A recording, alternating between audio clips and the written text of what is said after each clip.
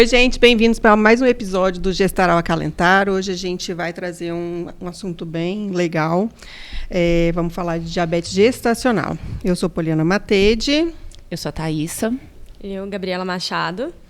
E aí, agora a gente vai falar com vocês sobre diabetes. A gente vê muita confusão, né, gente, no consultório sobre o diagnóstico de diabetes gestacional, né? Chega muita paciente para a gente, assim... será que eu tô? Será que eu não tô? E aí a gente vai falar sobre esse diagnóstico e as consequências de um diagnóstico mal feito, né? E aí, Thaísa, me conta. Então, o que a gente nota, né? Que a gente nota que tem muita paciente que chega lá com... na dúvida se realmente tá, se não tá, às vezes vem acompanhada por outro profissional. E aí, o que seria o diagnóstico do diabetes, assim, no primeiro trimestre? Uma glicemia de jejum 92 ou acima desse valor. Isso no primeiro trimestre. Depois existe a curva glicêmica que é feita entre 24 e 28 semanas, que a gente já vai falar. Mas o que a gente nota? Às vezes a paciente chega lá e ela já tem essa glicemia acima, 92 ou acima no primeiro trimestre, e por algum motivo esse profissional, às vezes é muito limítrofe, é em cima, né? Às vezes vem 92, 93, como está bem em cima, às vezes, será que realmente é? Será que não é? Vamos repetir. E aí, às vezes, repete, dá menos do que esse valor, aí se considera que não era o diabetes, mas a gente começa a notar que as repercussões elas acabam vindo logo depois, né?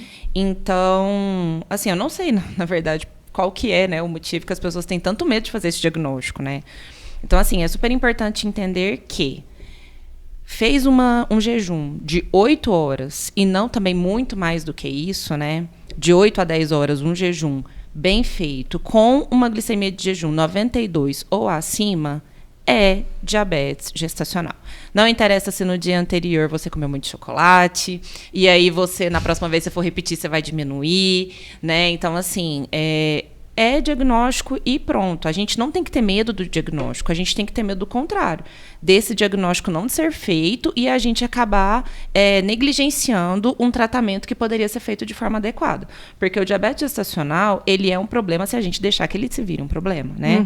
Quantas pacientes a gente tem no consultório que conseguem controlar tranquilamente o diabetes gestacional e tem uma gravidez super tranquila, um bebê que nasce super saudável. Então, acho que é super importante a gente entender isso. Deu 92 ou acima com uma glicemia, com um jejum bem feito, acabou. É diagnóstico. E aí vai precisar, sim, tomar mais cuidados, fazer glicemias diárias.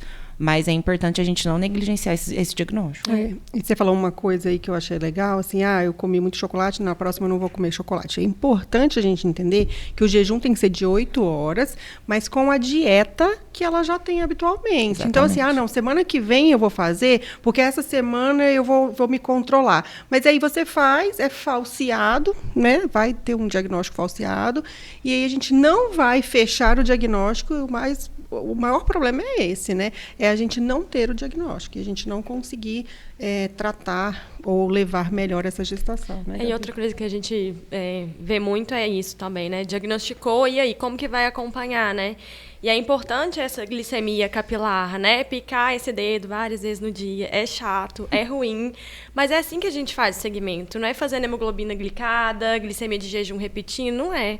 É com a glicemia capilar, né? Diariamente. Então, não tem como correr, não. É chato. E fazer esse acompanhamento multiprofissional, né? Com endócrino, com nutricionista, a atividade física, né? Então, tem um personal. Então, esse acompanhamento faz toda a diferença também nessa condução do diabetes gestacional. Sim, com certeza. Eu acho que o mais chato aí é a glicemia capilar. Elas reclamam muito, né, da glicemia capilar, mas hoje eu estou até com uma grande quantidade de gestantes com diabetes no consultório, e a gente percebeu, e eu mostrei isso para elas, o quanto a glicemia capilar é educativa.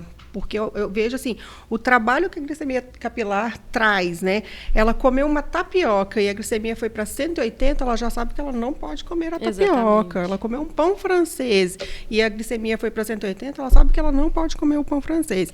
E às vezes a gente acha que não precisa do acompanhamento multidisciplinar. E eu fiz diabetes gestacional na minha gestação. Apesar de comer bem, tá? Eu fiz diabetes gestacional. Eu tenho uma história familiar, né? E aí eu achei que eu estava abafando comendo banana. Achei, tô abafando comendo a banana. Gente, a glicemia capilar 215 depois da banana. Nossa. Então a gente sabe assim, ó, deu errado, não tá bom. Eu preciso de alguém para me orientar. A banana não posso, é fruta, mas eu não posso. Então, a gente precisa de um acompanhamento multidisciplinar mesmo. Precisa da Nutri, precisa da endócrino. Às vezes, as pacientes não conseguem endócrino de forma fácil, mas aí o obstetra ele tem uma certa competência para levar a isso até um certo ponto, mas a nutricionista é essencial, né? Sim, acompanhamento multidisciplinar faz toda a diferença. Sim, com certeza. E aí? Mas o que do diagnóstico? Acho que o diagnóstico, a gente, é isso. Acho que tem que entrar na cabeça isso. Deu maior que 92, com todas as regras, né, cumpridas, jejum de 8 horas, uma dieta normal que você segue, acabou, gente, é diabetes. Bom, e na hora que você estava falando, Thaísa, dos médicos, né, da dificuldade de diagnóstico, eu lembrei de uma coisa. O diagnóstico de diabetes gestacional ele mudou faz pouco tempo, 2018, 2019, não lembro ao certo, que antes era feito com a glicemia de jejum só e o teste oral de vez em quando, né? E aí agora mudou, a gente tem o diabetes gestacional já diagnosticado no primeiro trimestre, que não era antes, né? E às vezes eles não estão tão atualizados. Então é importantíssimo a gente estar ao lado, ter o acompanhamento com uma equipe que esteja atualizada nesse ponto. Com né? certeza. Então é isso. E as consequências são diversas, né? Um diagnóstico mal feito ou não realizado, né? Sim. Na verdade, assim, esse é o diagnóstico feito no primeiro trimestre, né? E aí existe um outro momento da gente fazer o diagnóstico, que é entre 24 e 28 semanas. Primeiro trimestre, a glicemia de jejum veio abaixo de 92, não é diabetes, vida que segue. A gente vai repetir, né? Vamos fazer novamente um rastreio para diabetes gestacional entre 24 e 28 semanas, que é o teste oral de tolerância à glicose, que é um exame que as gestantes têm um pouco de medo, todo mundo fala mal, passa mal, vomita e tal. E é péssimo mesmo, né? horroroso. Vamos combinar, né? Não é muito legal, Nós não. já fizemos, a gente já sabe. Porém, necessário. Exato. Qual que é a questão do teste oral de tolerância à glicose? A gestante ela tem que chegar no laboratório nesse mesmo tempo de jejum, entre 8 e 9 horas, né, no máximo. Ela vai colher o sangue em jejum e aí ela vai tomar um suco bem docinho, que eles pedem ruim. que eles pedem, inclusive, para a gente tomar no máximo 5 minutos. Então, tem essa sobrecarga, né, de glicose que é feita. E aí, colhe de novo o sangue 1 hora e 2 horas depois que tiver tomado esse suco. E aí, existem os valores, né, para cada um desses horários. Em jejum, que continua sendo 92, né? Na primeira hora, 180 e na segunda hora, 153. Se tiver acima desses valores, só precisa de um valor alterado, mesmo que os demais estejam normais, também já é diagnóstico de diabetes gestacional. Então, esse momento é feito para todas as gestantes. É um rastreamento universal, não interessa se ela tem fator de risco ou não. A gente faz em todas as gestantes. Inclusive, eu tenho gestantes super magras, fits, super. Que fazem. E que tem o diagnóstico nesse momento, né? Então, é super importante. E também tem uma outra questão. Às vezes, as gestantes vêm com glicemia de jejum normal, teste oral de tolerância à glicose normal, e aí chega no terceiro trimestre, por algum motivo, não tem uma dieta legal, enfim. E a gente acaba notando que esse bebê começa a mostrar sinais, né, de que algo não está legal, né? Às vezes a gente nota que esse bebê está começando a ficar mais pesadinho do que o normal, o peso no percentil 90 ou acima, ou a gente nota que esse líquido está aumentado, que são sinais fetais de que pode haver um diabetes gestacional. Então, às vezes, ela tem todos os exames normais, mas a gente começa a ver sinais no feto que podem mostrar que ela desenvolveu um diabetes gestacional depois desse rastreamento. É porque, às vezes, elas ficam tranquilas, né? Não, glicemia de jejum normal, teste oral de tolerância, né, normal, agora eu posso, né? E nesse agora eu posso, desenvolve. Então, a gente faz rastreio no primeiro trimestre com a glicemia de jejum, depois o teste oral e depois o rastreio continua. Não é assim, acabou, agora você não vai ter mais, não. A gente continua com o rastreio, com o peso da mãe, aumento do fundo uterino, peso fetal, líquido, tudo isso vai mostrando para a gente que o diagnóstico pode estar aí, né? Que pode haver a doença também. Então, não é porque deu tudo normal que a gente, agora eu posso comer meu bolo, né, meu pão, enfim, não é bem assim, né? E aí lembrar que é por isso, esse também é um dos motivos que a gente é tão enjoada no consultório, rigorosa, né? Em relação à questão do peso da mãe, né? O fato da mãe engordar muito em pouco tempo, aquela história, né, de um mês para o outro, 3, 4 quilos, isso é um grande fator de risco para desenvolver um diabetes gestacional, mesmo com todos os primeiros exames normais.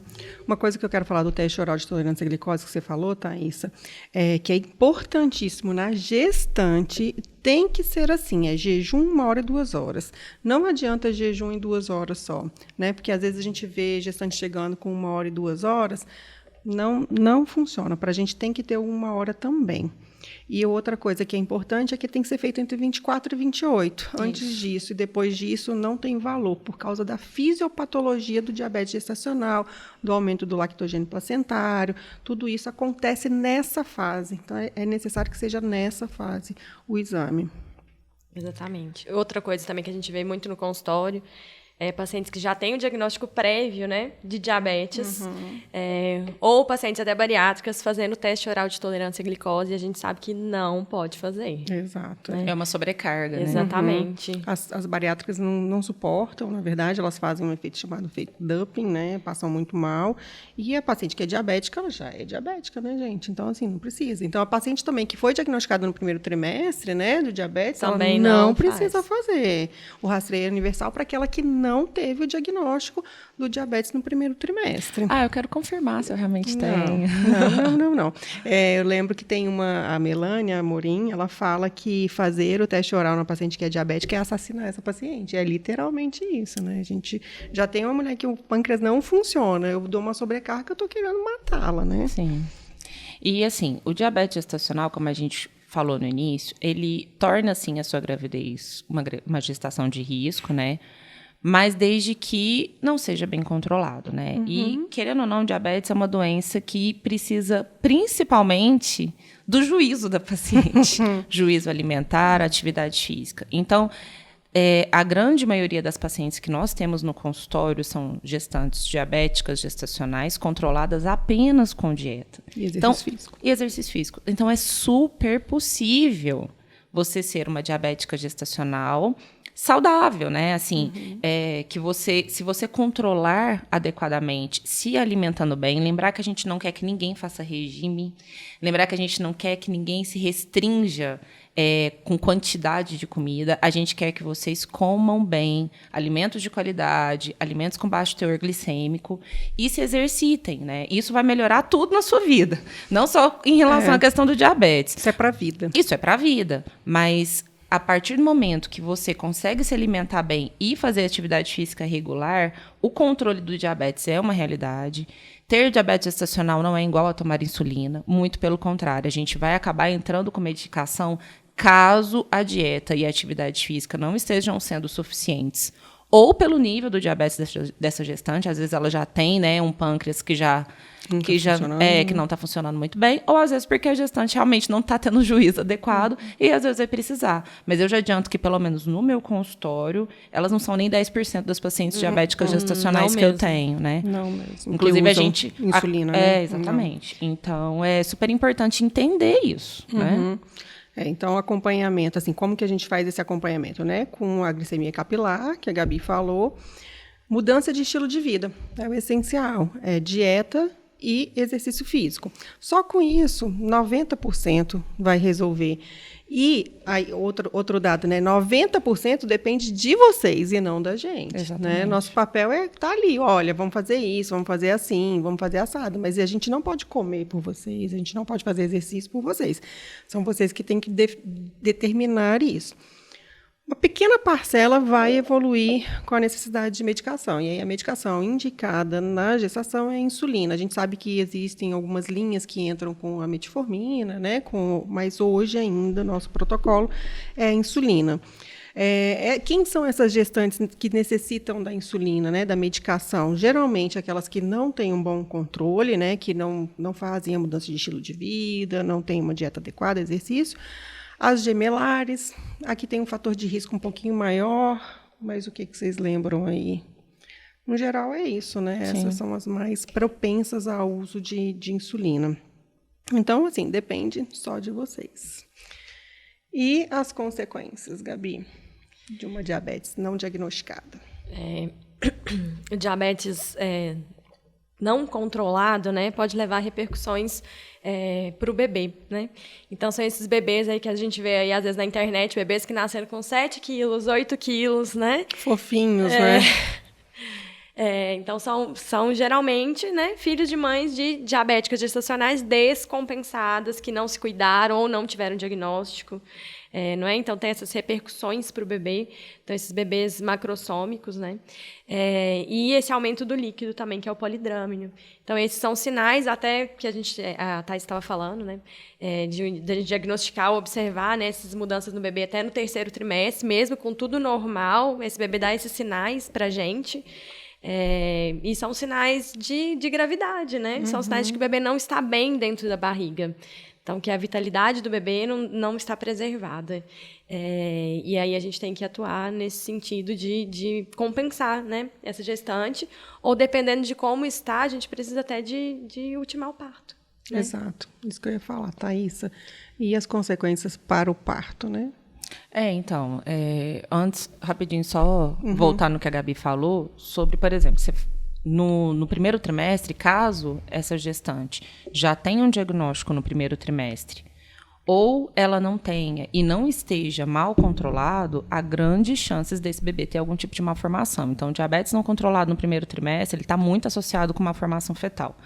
E no 3º trimestre, além da macrosomia, né, que hoje, na teoria, é acima de 4,5 kg, ou até o polidrâmino, é uma das principais patologias que cursam com óbito fetal intraútero, infelizmente. Bebês que chegam a 37, 38, 39 semanas e, de repente, a gente nota que o coraçãozinho não está mais batendo. Que, inclusive, eu acho uma das coisas mais tristes que a gente vê na obstetrícia. Eu acho que é o maior medo do obstetra é isso. Né? Então, assim, diabetes gestacional mal controlado leva a um sofrimento fetal crônico e esse bebê pode, sim, ir a óbito, né?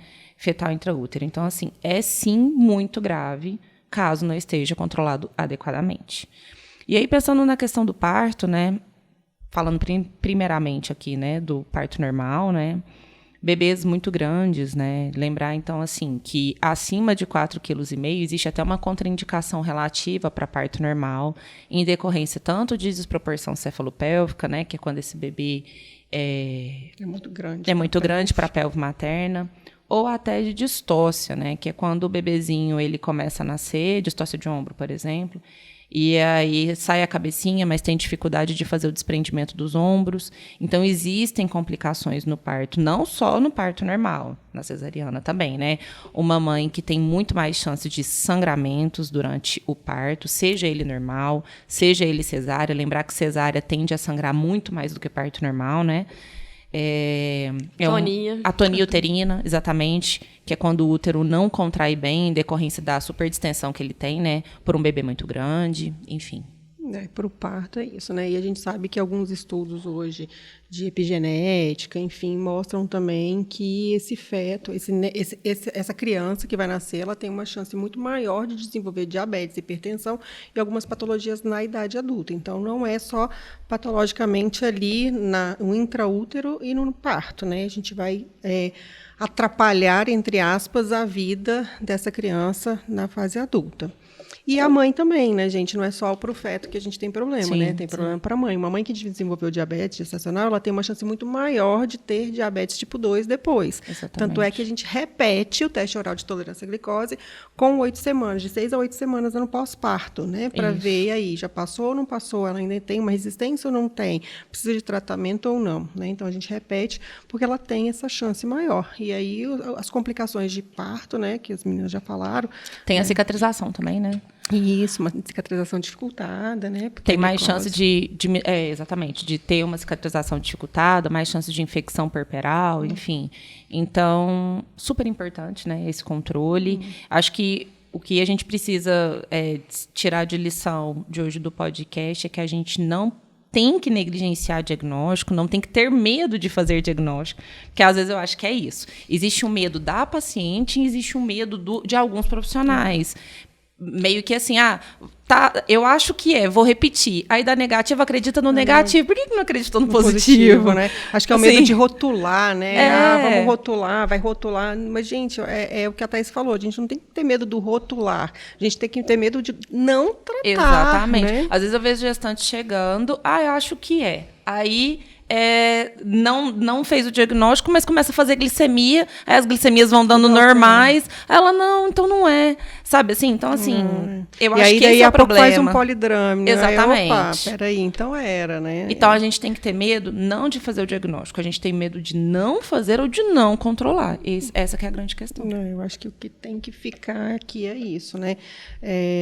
Fazer o diagnóstico de forma precoce, intervir de forma precoce, e o intervir não necessariamente é entrar com medicação, a gente já falou aqui, é trabalhar isso, mudança de estilo de vida, exercício, dieta, para que a gente não precise de entrar com a medicação. A ideia é essa, é não ter que tratar com medicação, tratamento medicamentoso.